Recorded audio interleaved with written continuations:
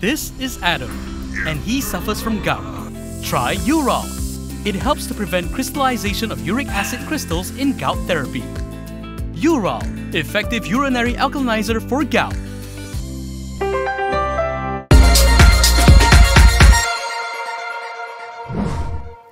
Good evening, I'm Kimilia, and this is KiniNews. Prime Minister Anwar Ibrahim said that the opposition does not have the numbers to initiate a vote of no confidence in Parliament. He said this can be seen as it has been a year since the formation of the unity government and they had not brought any motion to Parliament. Anwar added that the opposition is merely resorting to propaganda to hoodwink their supporters. Anwar was asked if the opposition would do so following PKR MP Hassan Abdul Karim's statement that the matter should be decided in Parliament instead of through statutory declarations. Commenting further, he said that this should be the proper approach. He said otherwise, people will constantly be looking for SDs with the Dubai move or wherever.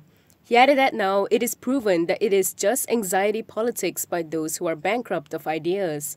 Talks of a plot to topple the government surfaced after the Community Communications Department Deputy Director Ismail Yusuf revealed the Dubai move. He said the move surfaced during the recent vacation of Perikatan Nasional leaders, including government officials in the United Arab Emirates, UAE capital. Following this, UMNO President Ahmad Zahid Hamidi also confirmed the matter. Meanwhile, Muhyiddin has hit out at claims of the opposition attempting to bribe the young di-Pertuan Agong to unseat the government. He said the claims were vile, excessive, outrageous slander, which is an offence under the Sedition Act and Penal Code. Perikatan Nasional chairperson Muhyiddin Yassin has hit out at claims that the opposition had attempted to bribe the young di-Pertuan Agong to unseat the government.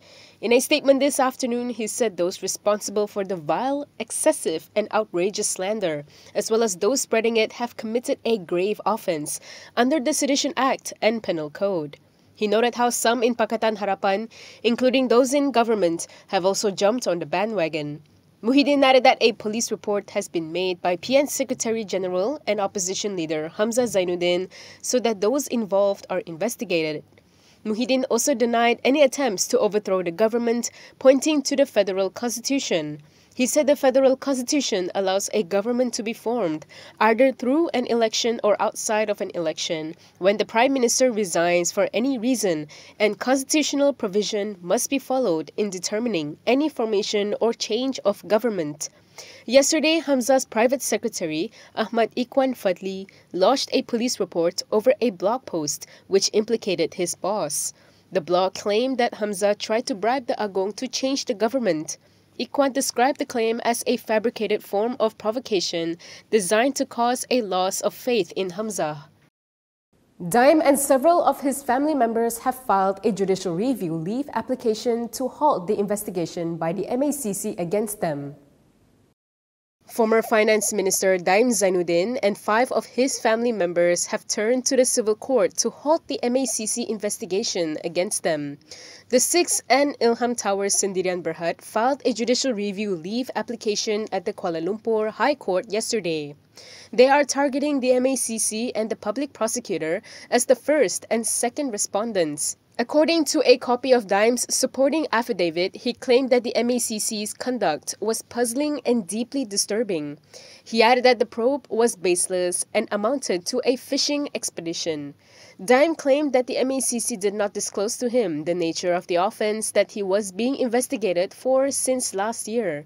He alleged that the MACC only informed him that it was under Section 23 of the MACC Act 2009 for gratification and pointed out that he stopped being finance minister on May 31, 2001. He claimed that in the recent raid, the MACC were seeking documents from 2009 and those relating to the construction of Ilham Tower, which began in 2009 and was completed in 2015. Therefore, he believes that the MACC did not in fact have any basis for believing that an offence was committed. He said MACC had thus embarked on a fishing expedition, which is a clear abuse of power and also unlawful. Dime said while the MACC cited the worldwide release of the Pandora Papers, which contained confidential files on offshore companies and assets linked to him and his family, as the basis for the probe against him, no investigation was carried out against several other well-known figures named in the leak. The 7 judicial review applicants are seeking multiple reliefs, among them a declaration that MACC has no reasonable cause to investigate Dime and his family. Among others, they are also seeking a court order to cease the investigation and any prosecution against them, as well as for the MACC to return all seized property, documents, files, assets, and monies. Hamza Zainuddin responded to Nge Koo Ham's remarks on the fire that occurred at his home in Perak early yesterday. He said it was irresponsible for the Beruas MP to link Bersatu and PAS to the attack. Bersatu has condemned Beruas MP Nge Koo Ham for his claims that the party and PAS fanned the flames behind the fire that occurred at his home in Perak early yesterday. In a statement today, Bersatu Secretary General Hamza Zainuddin said it was irresponsible for Nge to link the party and its ally PAS to the attack. He said Muslims will react on their own volition should outsiders try to meddle in Islamic affairs, and they do not need instigation to do so. He added that Nge should, instead of pointing fingers, be sorry and apologize. Hamza said this in response to Nge's press conference yesterday. Yesterday, the Perak DAP leader had accused Perikatan Nasional components PAS and Bersatu of fanning tensions that led to the fire following the commotion over his remark related to the Sharia court. Hamza also condemned the arson, calling it an unacceptable act and called for a speedy investigation, as well as the arrest of its perpetrators. He said police have to get those responsible for this attack because it did not only go against the law, but had also violated the way of life practiced in this country where we have been living together in peace and harmony. Still on the topic, PN youth lodged police reports against Nge over his claims. Ahmad Fadli said this is to counter the DAP leader's malicious slander over the incident. Perikatan Nasional Youth will lodge police reports against Beruas MP Nge Koo Ham. This is for alleging that PAS and Bersatu fanned the flames behind the fire that occurred at his home early yesterday. In a statement last night, its chief Ahmad Fadli Shari condemned Nge's attempt to link PN to the fire at his home without providing any evidence.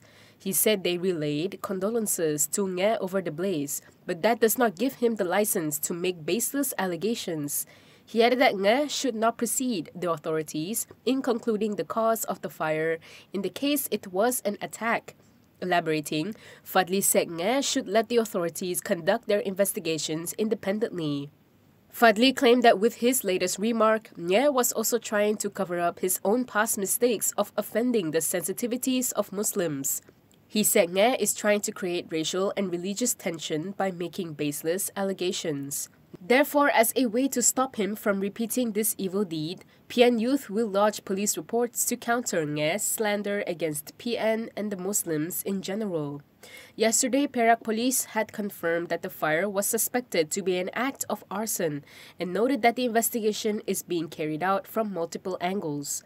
Following the fire, Nge had said that PN components PAS and Bersatu were responsible for fanning tensions that led to the fire over his remark related to the Sharia court. Nge also said that he forgives the alleged arsonists behind the fire. The MACC called Ismail Sabri for questioning yesterday. He was quizzed by the MACC for almost 5 hours to assist in its probe into the 700 million ringgit publicity spending by the previous administrations. The MACC questioned former Prime Minister Ismail Sabri for almost 5 hours yesterday. According to a report by Utusan Malaysia, the statement recording process started at 10 a.m. and ended at 4:45 p.m. The MACC confirmed that the Borough MP's statement was recorded to assist in its probe into the 700 million ringgit allegedly used to promote his then administration's achievements. Meanwhile, Utusan reported that Ismail Sabri's statement was recorded to assist in investigations regarding projects awarded to certain individuals, including the implementation of 2 programs under the previous administration. It also reported that the case is being investigated under the Anti-Money Laundering, Anti-Terrorism Financing and Proceeds of Unlawful Act 2001 and the MACC Act 2009. The Daily also reported that another former top government leader will be summoned soon to assist in the probe. MACC had also reportedly recorded the statement of the former premier's aide, who served under him in relation to the granting of projects. Previously, Prime Minister Anwar Ibrahim told Parliament that his predecessors used the sum for advertising and promotions regarding the federal government's achievements between 2021 and 2022.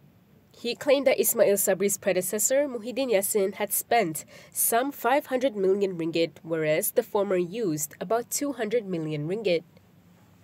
Sanusi was also questioned by the anti-graft agency.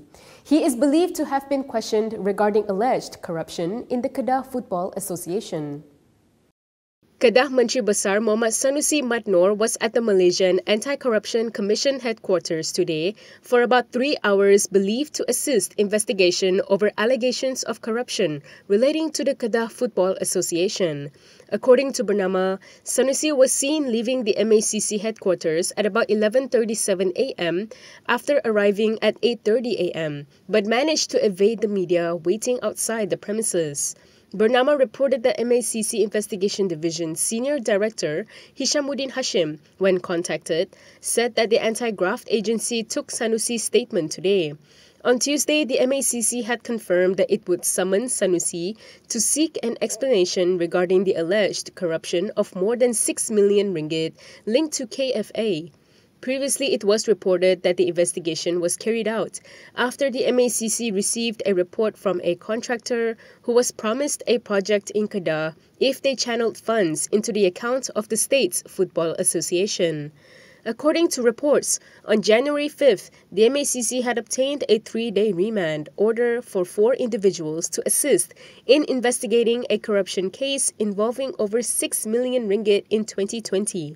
Meanwhile, Hishamuddin in a statement today said MACC was in the final stage of completing the investigation paper on the allegations of bribes and that details on the investigation could not be revealed to the public as they contain secret and sensitive information.